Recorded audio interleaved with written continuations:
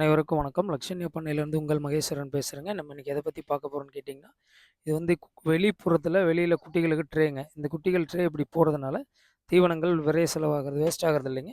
குட்டிகள் வந்து நல்லா நீட்டாக சாப்பிடுதுங்க.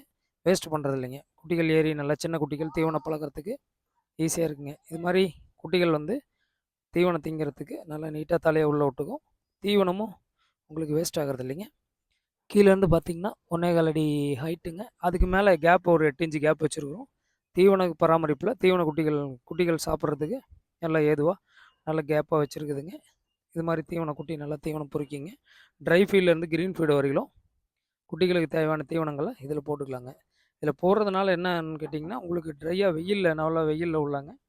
வெயிலில் விடும்போது குட்டிகள் வந்து நல்லா மேனி புழு புழுப்பாக நல்லா நீட்டு போக்காக இருக்குங்க. குட்டிகள் பாருங்கள் நல்லா ஷைனிங்காக இருக்கும். மெயினாக பார்த்தீங்கன்னா வெயிலில் குட்டிகள் இருக்கணும்.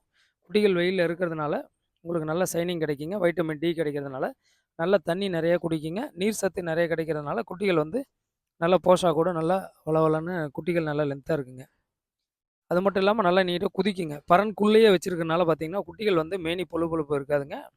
இது மாதிரி ஷைனிங் வராது. குட்டி ஷைனிங் வந்ததுனா தான் நமக்கு நோய் எதுவும் இருக்காது. மேலே தெள்ளு பூச்சி, பேனு எதுவும் இல்லாமல் வளவலன்னு இருக்கும்போது அந்த பூச்சிகள் வந்து அந்த முடி ரோமத்துக்குள்ளே பூந்துக்கிட்டே இருக்காமல் நல்லா தெளிவாக இருக்குங்க. இது மாதிரி பயனுள்ள தகவல் தெரிஞ்சுக்கணும் நம்ம சேனலை சப்ஸ்கிரைப் பண்ணிங்க. வீடியோ பார்த்த அனைவருக்கும் நன்றி. வணக்கம்.